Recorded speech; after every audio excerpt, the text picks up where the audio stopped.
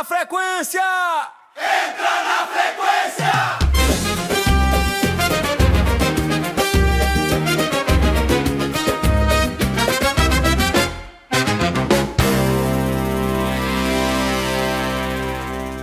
Entra na frequência!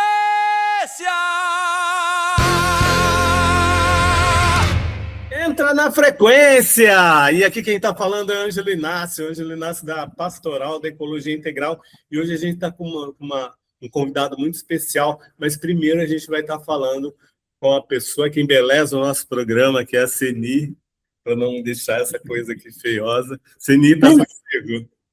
Isso, Ângelo.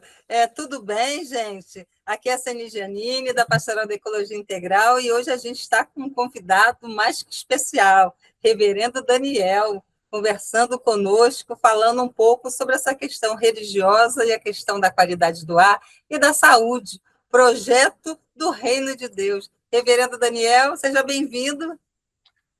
Obrigado pelo convite, é um prazer estar aqui com vocês, com o pessoal da Pastoral da Ecologia Integral, e é sempre bom, né, saber que a Igreja Católica e nós, ecumenicamente, estamos sempre pensando no bem-estar da população e, principalmente, da questão ecológica, da questão do meio ambiente. Parabéns, viu? Obrigada. Reverendo Daniel, a gente queria, para começar, né, nossa primeira pergunta é fazer uma diferenciação entre o que é diálogo interreligioso e o que é o diálogo ecumênico, dentro desse universo de religiões que a gente tem, fazer essa diferenciação para o nosso público poder entender qual o caminho que a gente está seguindo por aqui. Tá. Então, há um consenso acadêmico e também um consenso eclesiástico que ecumenismo é aquilo que aborda as coisas ligadas às instituições cristãs, denominações, instituições, ONGs, voltadas sempre a relações entre cristãos, católicos, anglicanos, luteranos, etc., né? E o diálogo interreligioso aí é algo maior, né? Quando as religiões se dialogam, se entrelaçam, né? Se convergem, né? Em alguma ação, algum projeto, né? Aí o cristianismo, as religiões de matriz africana, as religiões orientais, e também aqueles que não têm religião, né? Então, é importante essa caminhada junto entre os cristãos, porque vai ter algum momento que a gente vai ter que se abrir para as outras religiões, porque não somos mais uma ilha, né? Nós temos um universo muito maior de religiões que dialogam e também defendem, né, a natureza e vivem pela natureza, né? Então, é importante a gente ter esse engajamento e pensamento multirreligioso. Obrigada. Que beleza, é isso aí. Mas a gente tem uma preocupação também de compreender como é que os cristãos estão vendo esse mexer no planeta, como se o planeta fosse seu, como se a gente tivesse essa... Como é que as religiões têm se movimentado, as religiões cristãs têm se movimentado no sentido dessa coisa? O que é, qual é a matriz? Como é que a gente entra nessa conversa nas religiões cristãs? Então, eu posso falar da igreja anglicana, né? Assim, não posso falar da igreja luterana nem das outras igrejas. A igreja anglicana tem sempre, foi uma das pioneiras nesse sentido, né? De tentar revelar essas questões da poluição, a questão do meio ambiente, a questão da ecologia, né? Principalmente nesses últimos tempos, o último encontro dos bispos da Igreja Anglicana se estabeleceu um negócio chamados de Lambeth, né, que é a cidade na Inglaterra que cede quase sempre essa reunião dos bispos, né? A igreja não tem uma reunião como na Igreja Católica, regional de bispos, né? Essas regionais de bispos é quase sempre feito em câmaras, né? E a igreja reúne todos os seus bispos nesse grande encontro lá na Inglaterra. E teve um chamado, né, muito forte, num desses chamados de Lambeth, foram 4, né, que falou expressamente sobre o chamado à criação, né, e que é esse lembrete de que a igreja precisa lembrar de cuidar da sua casa, do seu espaço, do seu pensamento e da sua teologia em prol da natureza, da casa comum, né, como muito bem o Papa Francisco estabeleceu. Então, um desses chamados foi sobre isso, né, sobre o meio ambiente, o desenvolvimento sustentável, né, e aí se estabeleceu-se que esse vai ser dos motes da igreja durante esse ano, até a próxima Lambeth, se não me engano, daqui a 8 anos, né? Então 2030, é isso? A última foi agora, em 2020, perdão, 2028. Então, esse vai ser a caminhada da igreja. E principalmente, a gente está falando de questões de trato com a fauna, a flora, o trato com o ar, né? E o trato também com o mar, né? Isso também foram ações que estabeleceram essa grande estrutura chamado do meio ambiente e desenvolvimento. E um outro aspecto aí também, a energia renovável, né? E estamos aderindo à questão contra o combustível, não contra, mas essa transição do combustível fóssil para combustíveis renováveis, né? Incentivando as igrejas, né? As grandes províncias, né?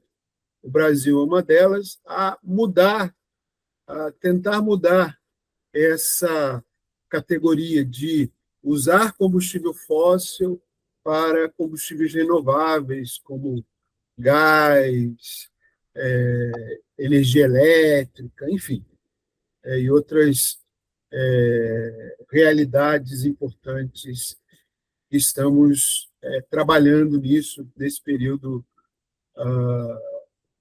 de intervalo dessas 2 reuniões. Certo, reverendo Daniel. E que ações, assim, o senhor poderia detalhar um pouco que ações práticas são essas, o que de fato estão fazendo, se a gente pode colaborar, se o nosso público pode colaborar, engajar, fazer alguma coisa para colaborar com esses projetos? Sim, temos, primeiro, incentivar as igrejas a não mais usar o plástico, né? Aquele copinho de plástico, aquela pratinho de plástico, o talheres de plástico, né? Tentar usar de vidro ou algo reciclável, né? Copos recicláveis, pratos recicláveis. Um outro incentivo é nas produções das liturgias da igreja, não usar mais papel. De preferência, né, ter um pouquinho mais de gastar um pouco mais o dinheiro e usar projetores, retroprojetores, para poder não usar mais o papel, ou, se possível, usar papel reciclável, né, e que a igreja leve esse papel lá para um centro reciclável para fazer esse descarte, né? Esse é um outro incentivo que estamos fazendo em nossas comunidades. Né? Ter compostagem em suas paróquias, né? Nas suas missões. Né? Ter também água renovável, né? Tentar, né, quando você usar água, você não gastar muito. E, de preferência, aquela água que é descartada, principalmente nas limpezas, poderem ser renováveis. Né? Bem, usar, quem sabe, se na sua paróquia tem um jardim, você usar esse jardim não só para embelezar o espaço, mas também ser uma espécie de